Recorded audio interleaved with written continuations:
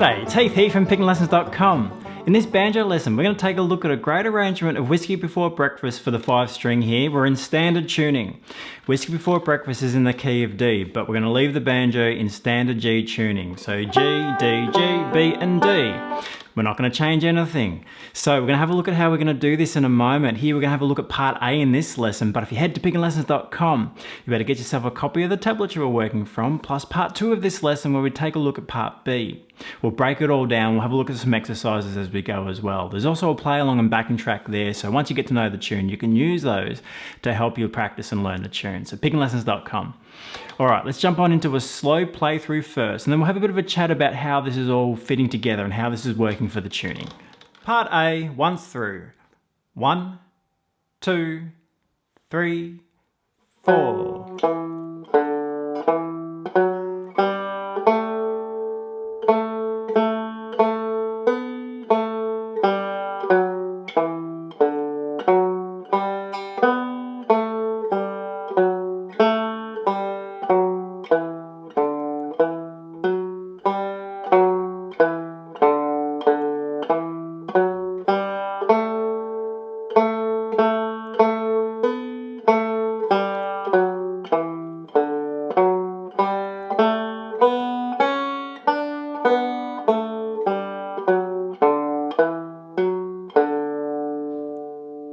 Alright, so there's part A for this arrangement of Whiskey Before Breakfast.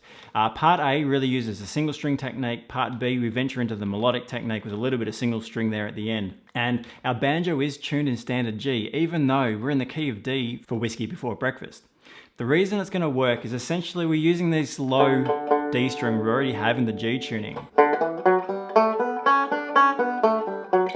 And we find those scale notes in D really comfortably on the banjo, so we're not worried about changing any of the strings because they're all there, they're really accessible. We're using the single string technique, so essentially we're using our thumb, middle as we alternate in the right hand to follow our melody notes wherever we need to be. For the way we're approaching it here, the thumb's going to play the downbeat and the finger, your index finger or middle if you prefer, can play the upbeat. So we get this crossover between thumb, finger, downbeat, upbeat. Let's have a look at the first little part of how this works and you'll see how it's all going to fit together. So those 2 pickup notes are on the 4th beat when I count it in. Usually I feel this in cut time, so we'd be feeling more of a 1, 2, 4, every 2 beat pulse, so 2 half note beats per bar. But as we slow it down to learn this, let's count it in 4. So that pickup is on the 4th beat of the count in. So 1, 2, 3, 4. 2 8th notes. And there, straight up, we're going to have thumb and index finger. Let's move through to the first measure. This opening passage here, just through the D major scale, perfect exercise to get your right hand moving. Thumb, index, thumb, or middle finger, whichever you prefer, whatever's more comfortable. Thumb, finger, thumb. We're alternating similar to a flat pick going down, up, down, up, down. Thumb is our note on the beat, finger is the note on the offbeat. Okay, let's move on and have a look at what was happening in the next little section here. 1 and 2 and 3, 4 and notice the right hand when we pause on that quarter note. Thumb, finger, thumb, finger. We come back in on the beat with a thumb. That is really how we're going to go about this first section here for part A and this single string technique, the way we're approaching it. We're in 4/4 time, nice and even with our rhythm, a lot of 8th notes, thumb, finger. Really stick to that. If you're not too comfortable with it, just pick one string. Thumb, finger on that D string. You could try changing strings as an exercise from 4th to 3rd to 2nd, for example. just get that alternating between thumb and finger really steady. That's really how we're approaching this part A section here for Whiskey Before Breakfast.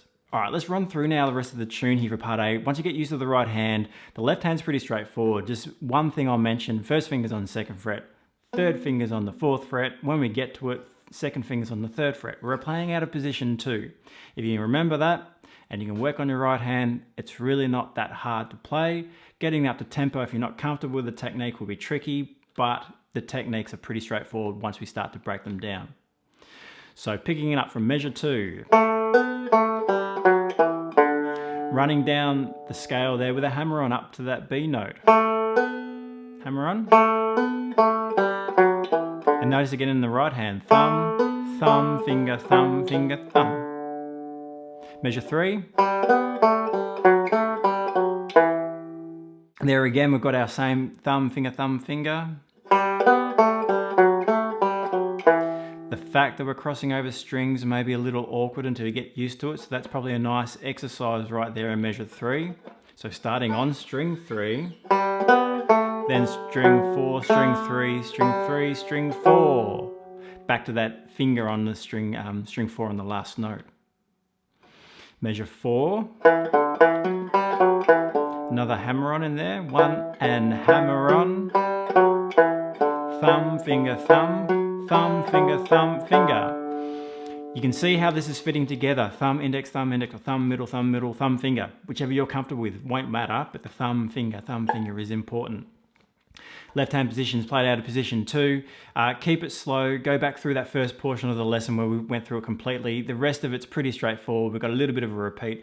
Let's just jump to the end actually to measure 7 and measure 8. So measure 7, measure 8, into the repeat. So the first time we play this back to the beginning again, repeat part A twice, then you'll jump into part B. This variation here just for the turnaround, so measure 7, we're going to run up through the D scale starting from the G string.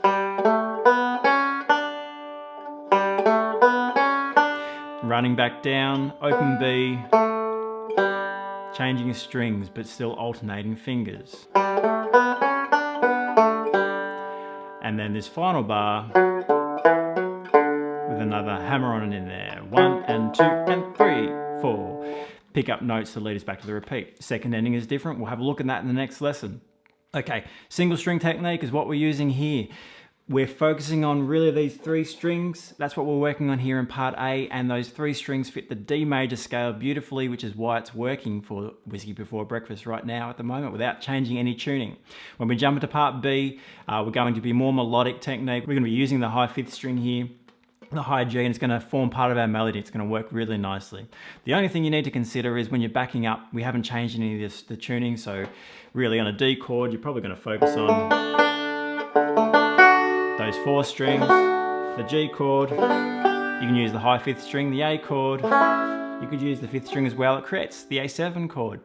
So other than the D chord and your backup, stay away from string 5, but the rest of the tune works really nicely. Alright, so if you jump on over to pickinglessons.com, remember you're going to get yourself a copy of the tab. In the members section there, you'll have part 2 of this lesson where we're going to break down part B. And you've also got those play along and backing tracks as well once you learn the tune. So pickinglessons.com, and I'll see you there.